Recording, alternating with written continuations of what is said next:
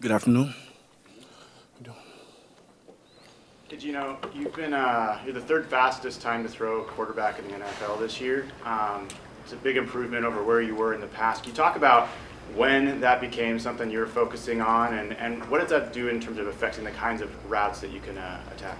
Yeah, I think it just comes down to being decisive, with your reads and, really just trusting what you're seeing out there on the field. Obviously, you always want to, as a quarterback, you want to get the ball out fast. You get the faster we can get into the hands of the playmakers, the better off we are. And so, I think just it's only been 2 games, so, stats are stats. But the key thing is always to get the ball out, as fast as possible. And there's still room for improvement in that area.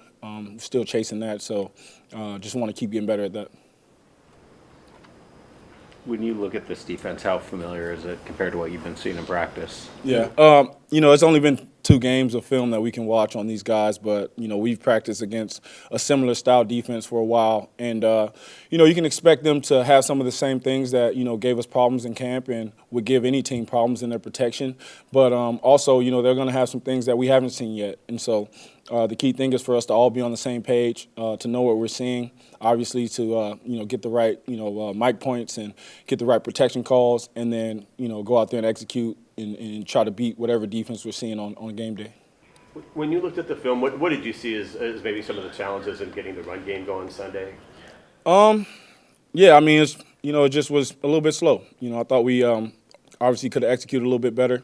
But I thought, overall, I thought our runners, our backs did a great job. Sharps did a great job throughout the game. Might not have showed up in the stat sheet as far as like yards per carry, but picked up some really, really critical third downs for us. Was great in pass protection. Had some key catches as well. So I think whenever you're looking at the score box, it can seem as though our run game wasn't as effective as it usually is, but. There's room for improvement, but I thought we, did a pretty good job with what we were facing that day. You have 9 game-winning drives the last few years. No other quarterback in the league has more than you do. Do you feel like you're still getting slept on by certain people out there? I'm not really worried about that. Like I said, man, my goal is to keep getting better every day. Not really worried about, who's sleeping on me per se. I think the main thing is that I'm here with the guys who believe in me, and those are the guys inside this locker room, inside this building. Everything else to me doesn't matter. So I'm just focused on getting better, trying to perfect my craft in any way I can and continue to lead these guys. Like I said, we're 2 games in. So far, so good. But, shoot, man, we got a lot of room for improvement, a lot of areas that we can grow in, and I think that's a positive sign for us. And so we got to focus on that more than any outside noise. In terms of mic points and stuff, does that start with you and then Conor agrees or can veto, or is the inverse where it starts with him? Yeah, I would say it's the opposite. We do a lot of film study throughout the week together, Conor and I. Today we study, a lot of the third downs, and then we'll go over it again tomorrow. And so we're always thinking the same things. He'll go out there and he'll make the initial point, not to give up too much, and then I'll, see what the defense is doing, and if it's good, it's good. We'll leave it. If I need to adjust something, then obviously I'll make the adjustment so that we can be in the right protection. Geno, you've been an elite play-action passer in Seattle. You guys aren't doing as much play-action so far. Why do you think that is? I just think it's been 2 games, man. I think we're still learning a lot about ourselves on offense, and like I said, man, it's great to be 2-0 at this point.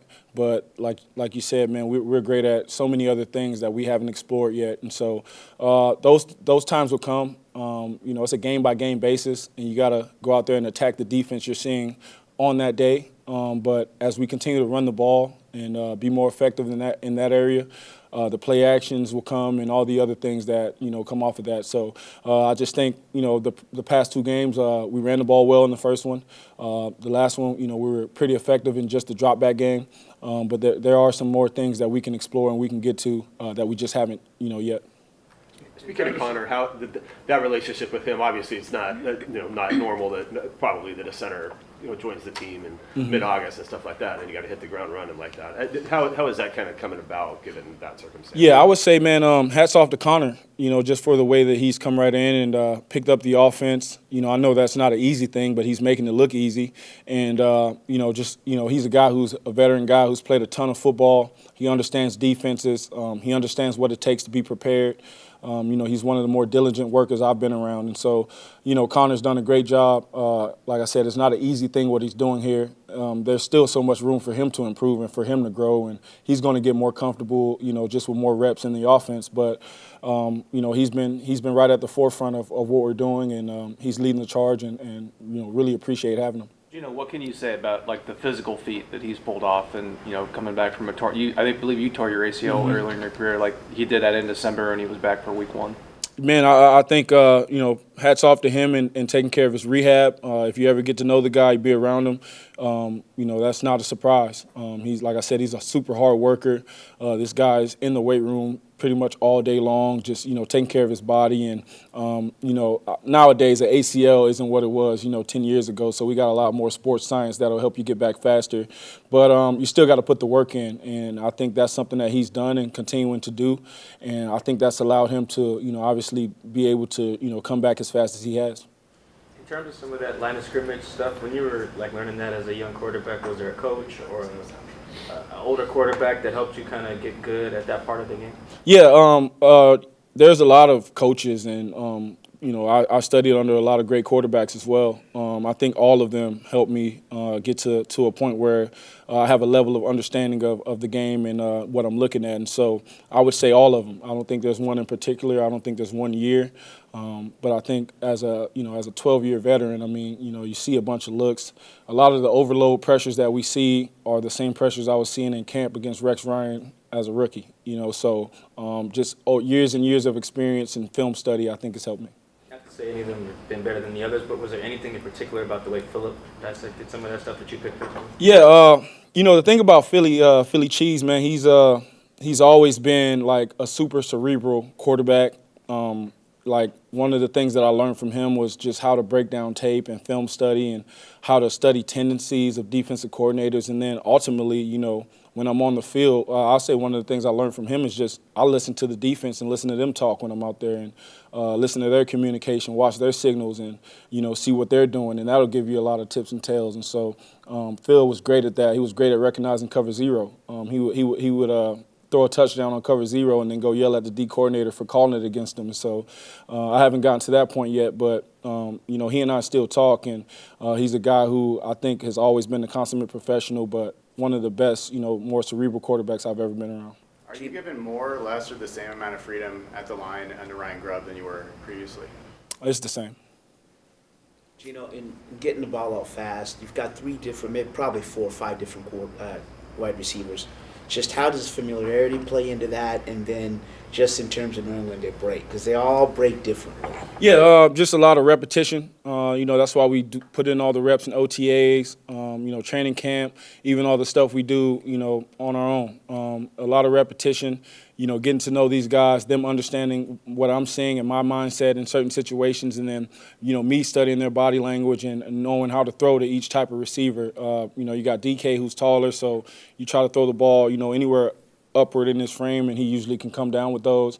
Tyler, a little bit, shorter, smaller guy, so you want to put the ball in areas where he can, maybe catch and fall if he has to, or, just leading him on leading his passes so he can catch and run. Same with Jackson. Just giving them passes that are, catchable, that they can catch and make plays with. It's really a lot of repetition that goes into it, and I think that's the main thing. And then on DK, he spoke about your leadership, and you've both known each other 6 years.